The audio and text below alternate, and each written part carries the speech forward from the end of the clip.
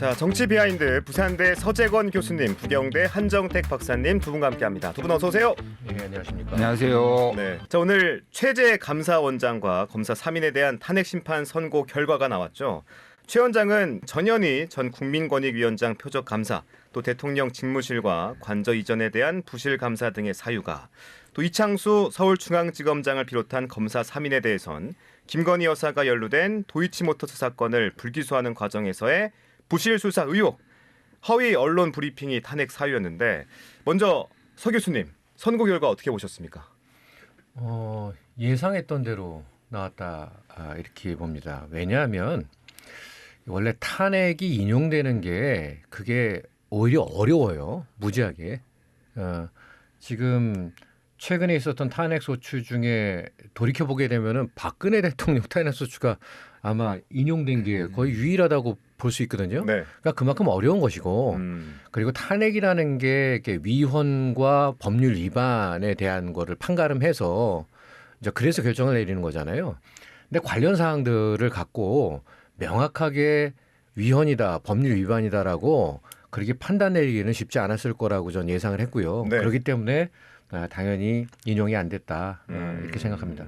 뭐 인용이 안 될 걸로 예상을 했습니다. 뭐 헌법 65조에 보면 법률이 정한 공무원이 그 직무 집행을 함에 있어서 헌법이나 법률을 위반한 때 탄핵 소추를 의결할 수 있고, 헌법재판소에서 탄핵을 인용하는 건데, 탄핵 심판을 하는 건데, 오늘 뭐 두 개 다 감사원장이랑 검사 3명 두 개 다 8대 0으로 기각을 받았다라는 건데, 뭐 이렇게 될 줄 알았다라는 느낌이고요.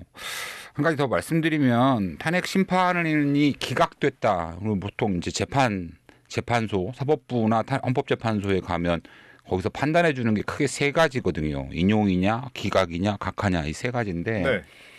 기각을 받았다라고 해서 무죄다라고 말할 수는 없습니다.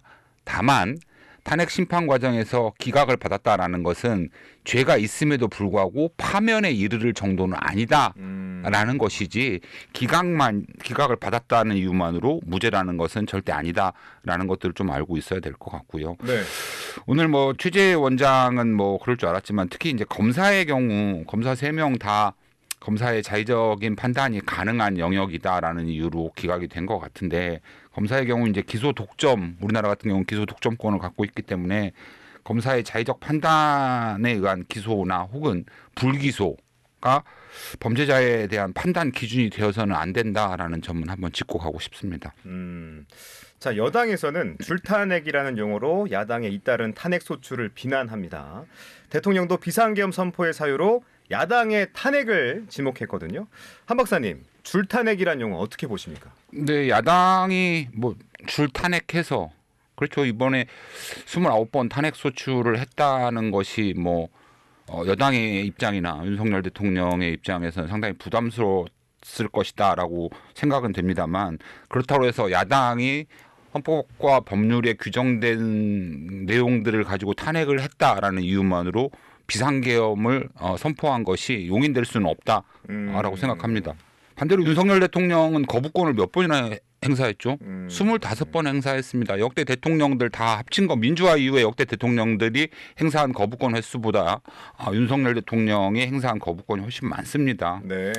뭐 비슷하게 말씀드려도 될지 모르겠습니다만, 국회의 탄핵 소추권도, 대통령의 법률안 거부권도 헌법상 권리라는 것을 잊지 말아야 할 것 같고요. 이렇게 또 말씀드리면 또 몇몇 보수 우파 쪽에서는 그렇다면 계엄 선포권도 대통령의 권한 아니냐라고 반문하겠지만, 네. 헌법 77조에 보면요, 대통령은 전시사변 또는 이에 준하는 국가 비상사태에 있어서 병력으로서 군사상의 필요에 응하거나 공공의 안녕 질서를 유지할 필요가 있을 때 계엄을 선포할 수 있다, 이렇게 됩니다. 네. 그렇다고 봤을 때 야당이 국회에서 줄탄핵했다라는 것이 전시사변 또는 이에 준하는 국가 비상사태인지에 대한 명쾌한 답이 없으면, 탄핵이 남발됐다고 말할 수도 없겠습니다만, 탄핵을 지속적으로 국회에서 제기됐다라는 이유만으로 비상계엄을 선포했다라는 것들이 용인될 수는 절대 없다라고 말씀드릴 수 있겠습니다. 알겠습니다. 서 교수님, 많은 네. 생각을 하고 계신 것 같은데. 예, 지금 저 한 박사님 이 얘기 들으면서 네. 최근에 한 박사님이 헌법과 기본 질서에 관해서 아주 많은 관심을 갖고 있고 또 학생들 가르치고 있는 거로 제가 알고 있거든요. 네. 그 이유를 알겠어요. 그러니까 헌법 조문이나 이런 거에 대해서 그 상당히 그 유념해서 읽고 해석을 하고 또 현실에 대입하는 것 같아요. 저는 약간 다른 각도에서 생각을 해보면 네. 저는 이 질문이 사실은 이 줄탄핵이 결정적인 요인이었냐 이거를 갖다가 물어보는 겁니까? 아니면 그냥 뭐 계엄을 갖다 선포하는 데 있어서의 여러 가지 요인 중에 그냥 하나였다라는 거예요. 숫자가 물어보니까. 맞겠죠. 근데 대통령이 그렇게 말을 했으니까. 그렇죠. 그런데 이제 사실 이제 스스로 얘기했으니까 그런 건데, 예, 당연히 그렇죠. 그런데 이 항상 이 사회가 아니면 정치 현상을 보게 되면 이런 케이스는 상당히 시간의 흐름을 갖다가 이렇게 타고 쭉 오는 거 아니에요. 예, 결국은 여러 가지 요인이 다 이제 엮어져 가지고 그렇게 됐었을 텐데 과연 네. 줄탄핵이라고 하는 것이 결정적이었냐 아니었냐 이런 거에 대한 얘기가 되겠죠. 왜냐하면 너무나 많은 요인들이 다 분명히 다 작용을 할 거예요. 근데 저는 어디에 주목하냐면 비상대권에 대한 어떤 그 아이디어가 최초에 이제 거론되기 시작한 거 국방부 장관하고 아니면 여인영 방첩사령관하고 그게 24년도 작년도 3월 말이라고 그러거든요. 근데 총선이 있었던 때가 4월 초예요. 그렇죠. 그럼 총선 결과도 있기 이전에 그 이전에 벌써 생각을 하고 있었다는 것이죠. 비상계엄에 대해서. 예. 그래서 생각을 해보니까는 네. 줄탄핵의 문제가 아니라 이제 그때 쭉 생각을 해보면 23년도 한 3월 정도면은 뭐 그때부터 저기 공공연히 뭐 조국 등 민주당 민주당계 인사들이 대통령 탄핵을 갖다가 말하기 시작했어요. 그래서 제 생각에는 줄탄핵의 문제가 아니라 그때 생각은 이 야당 진영에서 나에 대한 탄핵을 갖다 직접적으로 거명하네라고 하는 것이 오히려 더 자극이 많이 됐고. 줄탄핵 이전부터 나왔다. 그렇죠. 줄탄핵은 그러니까 뭐냐면 이 과정 중에 있는 건데 남 탄핵의 문제, 다른 사람 탄핵하는 게 문제가 아니라 오히려 보게 되면은 저 나에 대해서도 직접 저 탄핵을 하려고 하는 그런 위기감 플러스 결정적인 것은 아마도 그 상황을 갖다 이렇게 보게 되면 네. 예산안 통과에 관한 문제 있잖아요. 네, 그거하고 네. 두 번째는 명태균 사건이 아. 어떻게 본다고 한다면 그게 바로 결정타, 그냥 트리거예요. 저는 그렇게 생각을 합니다. 그래서 그렇군요. 예. 그래서 뭐 여기서 얘기하는 줄탄핵, 그러니까 여러 사람을 탄핵했다 이거보다도 탄핵을 자기를 겨냥했다는 거하고 그것이 24년도 3월서부터 12월까지 쭉 숙성이 되다가 그것이 이제 완전히 거기다 기름을 붓는 거는 이제 명태균 그리고 그 이전에 예산 삭감을 갖다가 그렇게 할 거는 과연 생각을 했을까요? 저는 그렇게 생각합니다. 그렇군요. 예. 자, 오늘 뭐 선거 결과에 대해서는 대통령 탄핵 심판과는 아무런 관련이 없잖아요. 그렇죠? 네. 네. 또 하지만 이 헌재를 둘러싼 여론전의 불쏘시개가 될 것 같긴 합니다. 윤 대통령에 대한 탄핵 심판 선고가 이제 다음 주로 넘어가는 분위기인데 원래 이번 주로 좀 생각을 했었지만 일종의 전초전 같다는 느낌도 드는데 이 뜨거운 주말이 예상됩니다. 서정훈 교수님 어떻게 보십니까? 예, 뜨거운 주말이 되겠죠. 또 예. 대한민국이 반으로 나눠서 광장이 또 둘로 쪼개지는 건 아닐지. 예, 사실 그래서 어떤 면에서 보게 되면 지금 이렇게 심판 자체가 선고 자체가 늦춰진다는 것에 대해서 가장 우려하는 바가 그겁니다. 양극화 어떤 국론 분열은 더 심화될 테고. 네. 다만 한 가지 또 뒤집어서 생각해 보면 이렇게 생각해 볼 수 있을 것 같아요. 국론이 이렇게 분열된 상태에서 앞으로 더 분열될 것 같아가지고 지금 빨리 결정을 내린다? 그러면 이미 벌써 다 불복에 대한 어떤 제스처들이 양 진영에서 다 나오고 있어요. 그렇다고 한다면은 이 상황에서 빨리 내는 것이 능사일까? 그렇지만도 않다. 그렇지만도 않을 것 같아요. 예. 그래서 어떻게 본다고 한다면 최근 좀 더 아마 얘기가 나오겠지만은 네.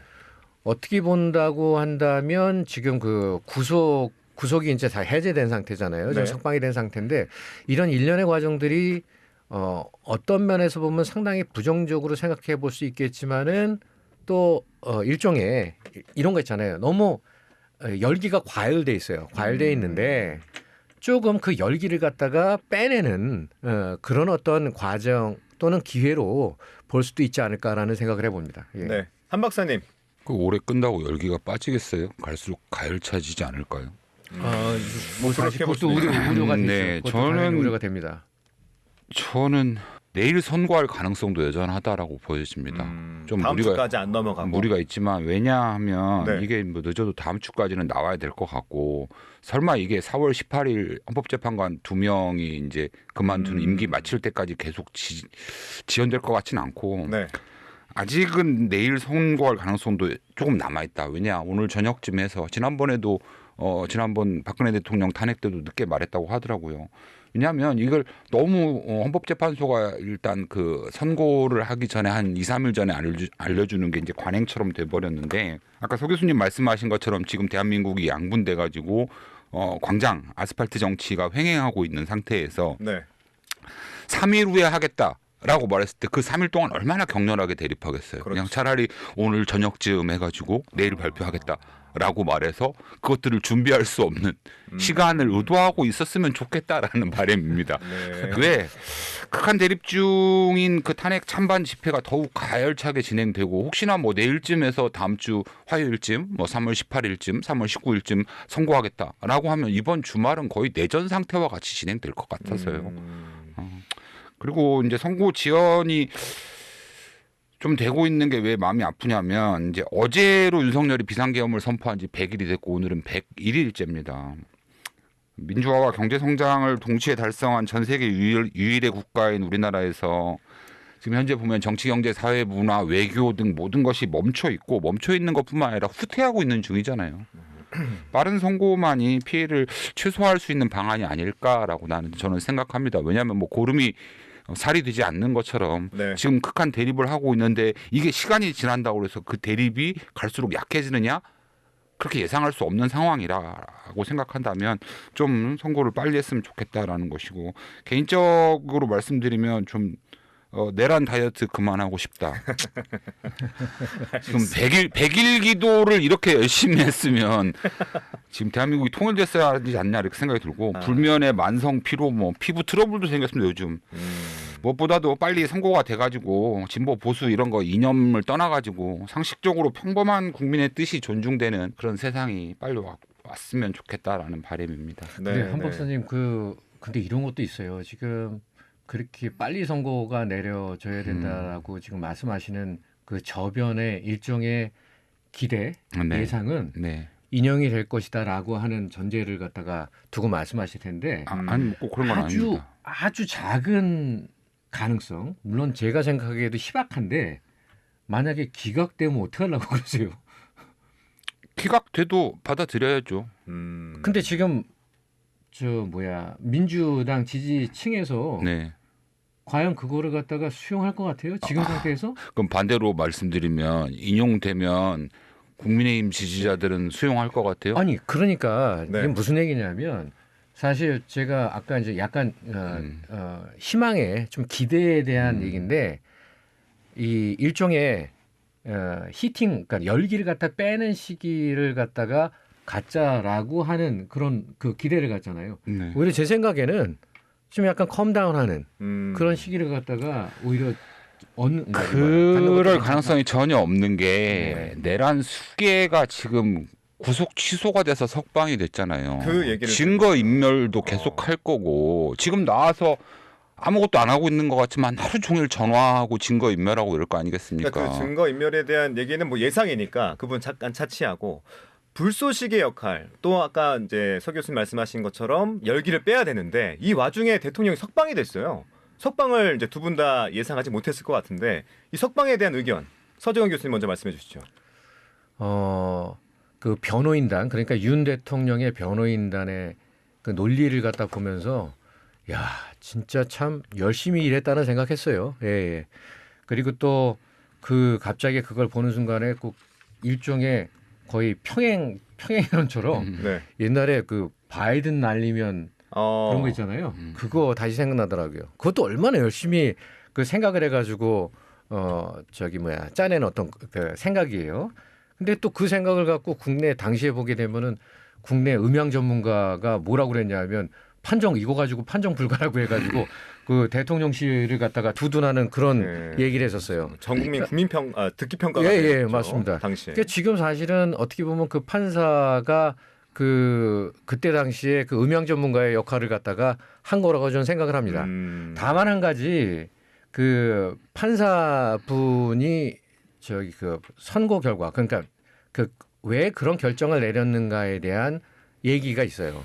절차적 문제에 대해서 한번 상급심에서 다시 한번 저기 해라. 나중에 또 문제가 될 수 있으니까라고 하는 부분에 있어서는 비록 그 판사도 잘못됐다라고 얘기할 수 있겠지만 뭐 예전에 우리가 방송에서 얘기했듯이 판사가 완전 무결한 사람은 아니거든요. 네. 예. 그런 한에 있어서는 판사 개인도 나름대로 고민을 갖다 많이 한 거예요. 예, 예. 저는 그렇게 보고 있습니다. 예. 네. 한 박사님, 대통령 석방.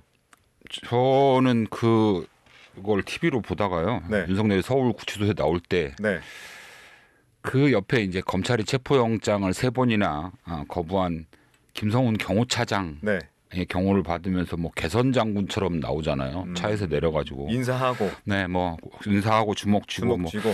거의 뭐 제가 국민학교 다닐 때, 네. 중학교 다닐 때 권위주의 시대에 올림픽에서 금메달 따고 카퍼레이드 하는 줄 알았습니다.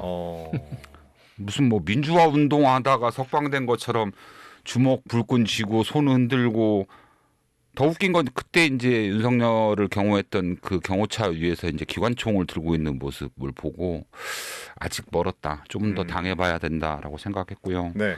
더 웃기는 건 윤석열이 나와서 한 얘기 그거잖아요. 뭐 깜빵에서 성경도 있고 깜빵에서 배울 게 많다라고 하던데 헌재에서 빨리 탄핵을 인용해서 윤석열에게 남은 평생 배울 기회를 줬으면 좋겠다라는 바람입니다. 네. 더 웃긴 거는 둘로 갈라져서 지금 내란 상황처럼 싸우고 있잖아요. 그거 알고 있을 겁니다. 근데 이제 나와서 했던 멘트가 뭐였냐면 자기 때문에 고통받은 사람들, 이제 구체적으로 말하면 내란 공범하고 서부지검 폭동에 가담했던 사람들에게 미안하다라고 말을 하고 있죠. 그 말이 됩니까? 윤석열 때문에 전 국민이 고통받고 있는데 전 국민을 안아주고 품어주고 미안하다고 말을 못할 망정. 언론도 더 웃겨요. 구속 취소돼가지고 집에 가서 반려견 안아줬다. 뭐 김치찌개 얘기도 김치찌개 있었죠. 먹었다. 이런 것들을 보도할 만 하겠냐고요. 전에 그 과거의 대선 과정에서 김건희 뭐 이력 관련해서 사과라고 했더니 김건희가 페이스북에 개한테 사과 주는 거 개사과라고 했던 거 그거 한번 올렸었잖아요. 정말 윤석열이나 김건희나 국민을 개 돼지로 보고 있는 것 같다라고 생각하고요. 네. 형사재판과 뭐 헌법재판은 전혀 다른 것이라서 윤석열의 구속 취소가 헌재 판단에는 절대 영향을 미칠 가능성은 없어 보인다라는 것이고 앞서 서 교수님 말씀하신 것처럼 네. 구속 취소는 절차상에 문제가 있다라는 것이지 형법상 무죄라는 이야기는 절대 아니다라는 거 밝혀두겠습니다. 알겠습니다. 자, 서 교수님, 이 뭐 아까 방금 말씀하셨던 내용 중에 일부인데 법원의 이례적인 이제 법리 적용 또 검찰의 즉각 항소 포기 이 두 부분이 이제 한 박사님 말씀처럼 이해하기 힘든 부분들도 분명히 존재하거든요. 그런 의견들도 있으니까 우리 사법 시스템이 제대로 작동하고 있다 이렇게 좀 보십니까? 아니면 좀 작동하지 않은 부분도 분명히 있다 이렇게 보시는지 어떻게 보십니까? 뭐 일단 이해하기 힘든 거는 저도 마찬가지예요. 근데 이제 그런 과정들 앞서서 저는 이제 결국 이런 거거든요. 일종의 사후적인 합리화 과정 때문에 그렇게 생각을 하는 건데 네. 저는 이렇게 생각합니다. 사후 합리화를 갖다 한다면 석방해 놓고 탄핵 인용을 해야 그나마 탄핵 반대 진영의 분기를 갖다 좀 뺄 수 있다라고 생각을 합니다. 아까 말씀하셨던 불기를 좀 빼는. 예. 그렇게 저는 생각을 합니다. 그리고 사법 시스템이 제대로 작동하고 있나라고 이제 질문하셨는데 한번 거꾸로 또 한번 생각을 해보자고요. 어떻게요? 시스템이 제대로 작동하고 있는 게 무엇인가라는 거예요. 그러니까는 제도라는 게 있고요. 네. 항상 시스템을 갖다가 지탱하고 있는 제도가 다 있고 그리고 또 중요한 건 뭐냐면 그 제도 속에서 행동하고 있는 사람은 이 인간이에요, 인간. 인간은 너무나 그리고 우리도 몰라요. 네. 예. 그렇기 때문에 심우정이라는 사람이 그런 얘기지 못한 검찰총장. 네. 네. 일을 벌인 거죠. 근데 이제 시스템이 제대로 작동하고 있냐라는 걸 생각하면 저는 이렇게 생각해요. 정치 체제 전체를 보고 된다고 한다면 그리고 심우정 검찰총장이 그런 행동을 했어요. 그럼 실제로 보게 된다면은 제대로 작동하려면 탄핵해야죠. 근데 탄핵 안 하잖아요. 그리고 계속 으름장만 놓고 있잖아요. 저는 사실은 그거는 어떻게 본다고 한다면 네. 시스템 전체로 봤었을 때 민주당이 예전에 너무나 탄핵 카드를 갖다 남발했기 때문에 사실은 지금 주저하고 있는 거예요.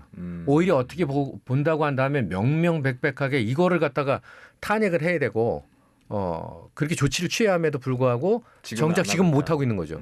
왜 그러냐면 이것도 또 불분명한 거예요. 그 탄핵을 한다는 거 했을 때 여론의 추이도 있을 것이고 그리고 또 하여튼 이미지 관리를 갖다 해야 되기 때문에 그런 것입니다. 그렇기 때문에 이 문제 사안에 대해서도 그리고 또 심우정 검찰총장도 얼마나 그 개인적으로 생각했을 때는 여러 가지 고려가 있을 거 아니에요. 네. 여론이 변하고 있어요. 보수도 결집하고 있어요. 그랬었을 때 아마 분명히 아주 작은 가능성이라고 하더라도 대통령의 탄핵이 기각될 가능성도 염두에 두기 시작했을 거예요. 그러면 여러 가지 일어나는 일들이 있어요. 그 중에서 어떻게 본다고 한다면 네. 자기한테 가장 안 좋은 결과를 갖다가 피하기 위한 그런 제스처일 수도 있어요. 자, 한 박사님. 역시 서 교수님은 천사다 이런 생각을 하고요. 서 교수님 모든 사람을 다 이해하시는 것 같아요. 오늘 유독 한 박사님 표정이 어두워요. 아니 네. 누구든지 다 합리적으로 자기한테 최대 이익을 가지려고 하겠지만 네. 적어도 국민의 세금으로 월급 받고 사는 사람들이 이따위로 판정하면 안 되죠. 제가 고등학교 다닐 때 고등학교 1학년에서 2학년 올라갈 때 문과 갈까 이과 갈까 이런 거 되게 많이 고민했었습니다. 물론 지금은 이과 안 간 걸 후회하고 있지만 네. 그때 이제 그래서 저는 문과 가겠다. 가족들은 다 이과 가라. 이과 가서 의사 선생님 해라 뭐 이랬었는데 그래서 뭐 저희 누나들이 했던 이야기가 이과 가서 기술이 있어야 먹고 산다. 아니다. 나는 정치학을 공부하겠으니 문과를 가겠다라고 했는데 최근에는 문과에서도 기술이 되게 중요하다고 생각합니다. 기술이요? 네. 어떤 기술? 왜냐하면 대한민국의 법관이나 검사들의 법 기술이 무척 중요하다라는 것들을 뼈저리게 깨닫게 됐습니다. 법꾸라지라고도 하죠. 그들이 말하는 공정과 상식 개나 줘버렸으면 좋겠고요. 네. 심우정 총장 대한민국 검찰총장인데요. 일단 구속 집행 정지와 구속 취소가 뭔지 모르는 사람 같습니다. 그럼 심각한 박사님께서 좀 소개해 주세요. 아니 구속 집행 정지는 위헌 판결을 받았어요. 네. 근데 구속 취소는 네. 즉시 항고를 하는 것이 위헌 결정이 안 됐단 말입니다. 네. 근데 구속 집행 정지가 위헌 받았다는 이유만으로 구속 취소에 대한 즉각 항소도 즉시 항고 위헌이 될 것이다라고 생각하는 거는 이 둘의 개념을 모른다라는 거예요. 네? 그다음에 한 이야기가 뭐예요? 적법 절차와 인권 보호를 위해서 구속 취소에 대한 즉시 항고를 포기하겠다. 누구의 인권이에요? 윤석열의 인권이 나머지 5천만 국민의 인권보다 더 중요하다라는 거예요. 70년 동안 단 한 번도 구속 기한을 시간으로 따지지도 않았어요. 그렇죠. 날짜와 시간이 지규현 판사 차이가 있었죠. 네, 태극기 부대에서는 중국인인 줄 알고 있잖아요. 지규현 판사. 왜 윤석열만 시간으로 계산하냐고요. 그 다음에 대검찰청에서 그저께 밤인가 일선지청에 지시를 했대잖아요. 어떻게요? 다시 날짜로 계산하라고. 맞아요. 그러면 대한민국 역사상 윤석열만 왜 구속 그 기간을 시간으로 따지고 다시 날짜로 돌아가야 되죠? 뭐 법원의 판단을 존중해서 즉시 항고나 보통 항고를 포기했다고요? 왜 그럼 지금까지 법원의 결정에 대해서 항고와 상고를 계속했어요? 그동안은 뭐 법원의 판단을 존중하지 않았다라는 자백인가요? 그렇게 말하면 윤석열에 대한 체포영장, 구속영장 이것도 법원이 판단한 거잖아요. 왜 그것에 대해서 반발해서 구속 취소를 결정했는지 이건 내가 볼 때 그냥 검찰식 바이든 날리면 사태인 것 같아요. 알겠습니다. 아니 그러니까 제가 말씀드린 게 뭐냐면 네. 이게 이 뭐 심우정 검찰총장을 갖다가 좋게 봐서 그런 게 아니라 두둔하신 건 아니잖아요. 예 말씀드린 대로 이건 뭐냐면 진짜 탄핵감이니까요. 네, 이런 네. 게 진짜 탄핵감이에요. 네, 근데 왜 하지 않을까요? 이거는 탄핵하면 또 평생 줄탄핵만 한다라고 하는 이게 또 거니까요. 그렇게 되는 그리고 거죠. 예. 딴 거에 집중하면 안 되고 지금은 윤석열의 탄핵에 집중해야 될 것 같으니까 이거 알겠습니다. 안 하는 게 나을 것 같아요. 자, 이 와중에 이 할 말 있는데 어떠는 거예요? 지규현 판사도 좀 그래요. 뭐 어떤 점이? 자기 딴에는 뭐 합리적인 판단인지 모르겠지만 날짜로 계산 안 하고 시간으로 계산했잖아요. 네. 제가 볼 때 이건 법 창조행위죠. 법 창조행위. 윤석열에게만 해당되는 법 창조행위고 네. 향후에 이제 공소 유지가 계속 된다라고 한다면 어제 이제 법원행정처장 대법관이죠. 대법관이 말한 게 있잖아요. 상급심에서 재평가 받게 된다라는 것인데 판사가 법에 정해진 내용이 잘못됐다거나 아니면 인정할 수 없다라고 하면 상급심 대법원까지 올라가서 상급심에서 판정을 받거나 아니면 이게 정말 입법 과정에 문제가 있었고 입법 내용에 문제가 있다라고 하면 헌법재판소에서 판단을 해야죠. 이 법률이 위헌이냐 아니면 위헌이라고 말할 수는 없겠지만 위헌과 되게 유사한 형태다라고 한다. 뭐 헌법 불합치 판결을 받거나 이러면 국회에서 법을 만드는 것이지 법관이나 검사가 법을 만드는 게 아니단 말입니다. 사법부가 법까지 창조하려고 한다라고 한다면 너무 도가 지나쳤다라고 생각하고 이거는 분명히 어제 법원 행정처장이 말씀하신 것처럼 네. 상급심에서 판단을 하고 여기에 대한 책임을 물어야 된다라고 생각합니다. 네. 문과에도 기술이 필요하다. 네, 알겠습니다. 법기술. 법기술. 또 이 와중에 이 최상목 대행은 헌재의 판단에도 불구하고 마은혁 후보자 임명을 계속 미루고 있긴 합니다. 명백한 직무유기다라는 비판이 나오고 있는데 헌법재판관 구성이 지금으로서는 보혁 5대3 구도죠. 최 대행이 탄핵 기각을 바라고 진보 성향으로 평가되는 마 후보자 임명을 미룬다는 비판도 나옵니다.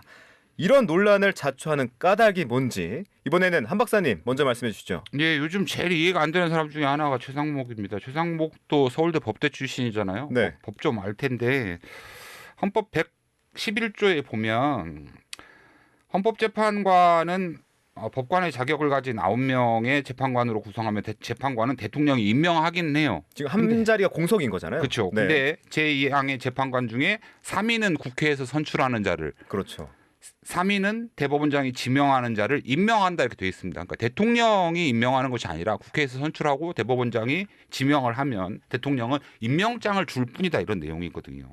근데 헌법재판소가 국회의장이 제기한 권한쟁의 심판을 통해서 헌법재판관을 임명하라라고 네. 판시했음에도 불구하고 아직까지 이제 최상목 대행이 못 들은 척하고 있다라는 거거든요. 네. 최상목 권한대행은 권한대행의 권한대행이잖아요.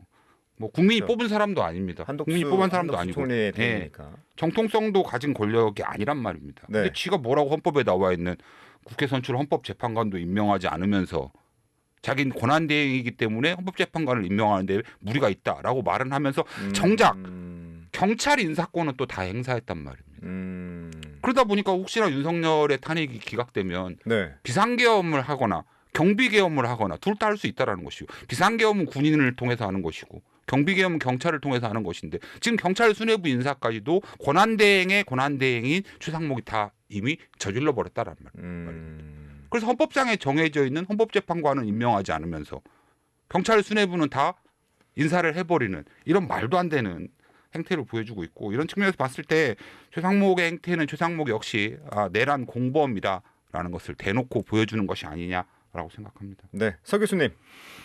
한 박사님의 말씀은 당연히 이제 공직에 기대하는 바에 대한 국민의 일반적인 기대에 맞춰서 말씀을 하신 거고요. 네. 최상목 권한대행의 개인적인 판단에 있어서는 저는 사실은 그것이 합리적인 판단이라고 생각합니다. 어떠한 이유로? 왜 그러냐면 네. 아니 그냥 개인으로 한번 잘 생각해 보세요. 그러면은 대체로 나오는 결과가 네 가지가 간단하게 나올 수 있어요. 대통령이 탄핵 인용되는 경우, 인용. 그리고 탄핵 소추가 기각되는 경우가 있다고 보자고요. 네.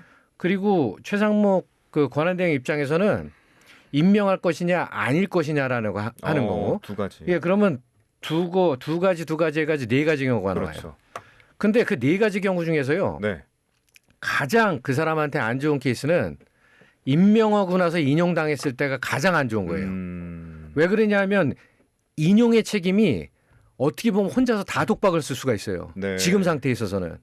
그리고 기각의 예 같은 경우에는 사실은 뭐냐면 만약에 운이 좋아가지고 임명했는데 기각이 되잖아요. 그래도 생환한 대통령이 너 임명했다고 해서 아마 무슨 벌을 내리거나 그러진 않을 거예요. 여하간 네 가지 케이스상에서 보게 되면 최악의 경우에는 임명하고 인용당하는 거예요. 차라리 그거는 어떤 면에서 본다고 한다면 차라리 그 최상목 권한대행이 탄핵당하는 게 나아요. 예. 그렇기 때문에 사실 이건 너무 개인의 입장에서 보게 되면 너무 과한 그 기대를 하는 거예요. 그럴 거면 개인 사업 해야죠. 개인 사업 해야지. 이게 지금 개인의 합리성으로 그 뭐 게임 이론으로 설명할 수 있는 게 아니라 왜냐하면 공직의 책임성이 없다는 아니, 이야기잖아요. 그러니까요. 아니 그거를 갖다가 앞서 말씀드렸듯이 공직에 기대하는 국민의 어떤 그 바람이라고 할까 그거는 바람직해요. 네. 한 박사님이 말씀하신 건 바람직한 건데 네.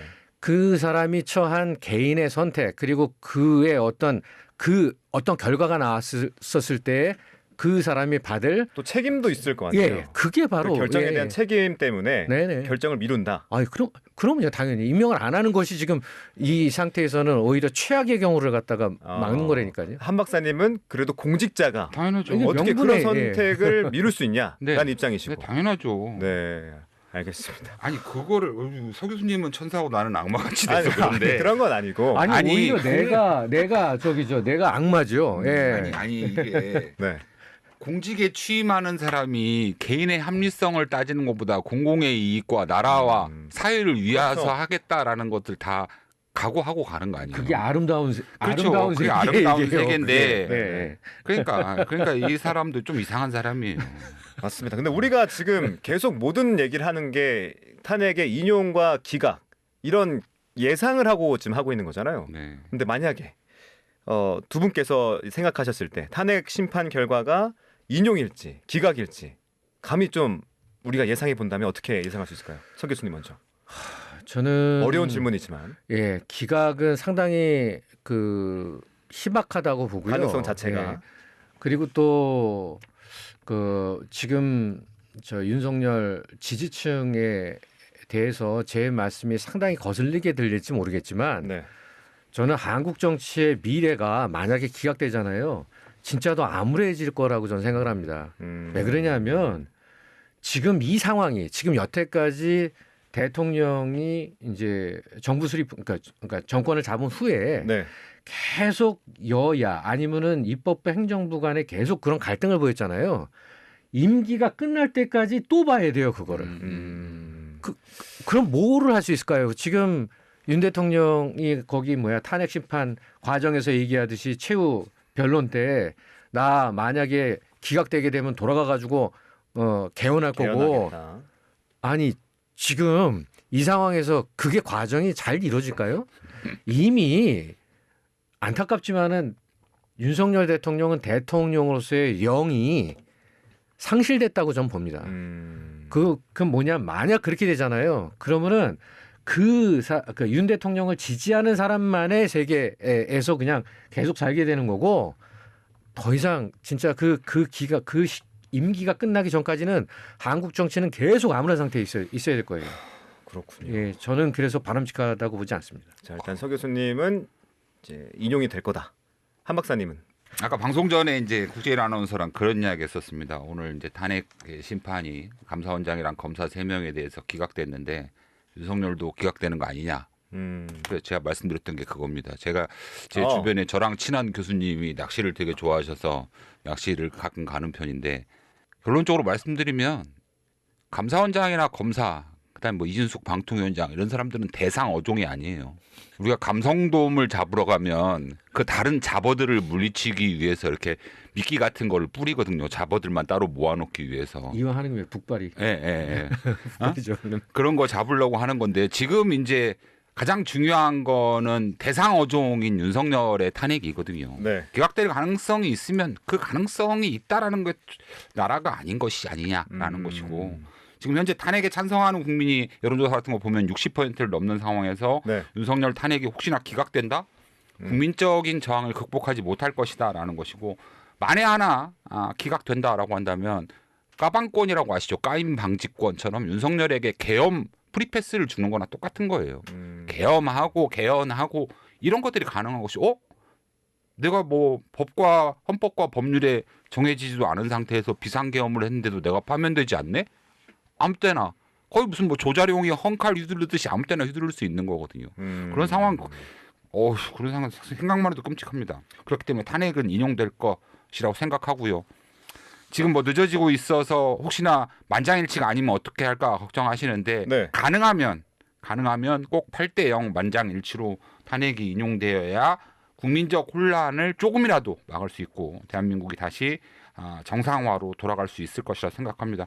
윤석열이 다시 대통령으로 돌아온다라는 거는 상상을 해본 적도 없고 상상하는 자체가 대한민국의 죄를 짓고 있다라는 느낌입니다. 네. 저는 설령 탄핵 인용이 8대 0이 아니라 하더라도 한 가지 바라는 거는요. 지금 말씀하신 5가지 사안들이 있잖아요. 그 5가지 사안에 대해서 심판관들이 그러니까 재판관들이 어떤 생각을 했는지에 대해서 조금 소상히 좀 다 밝혔으면 좋겠어요. 투명하게.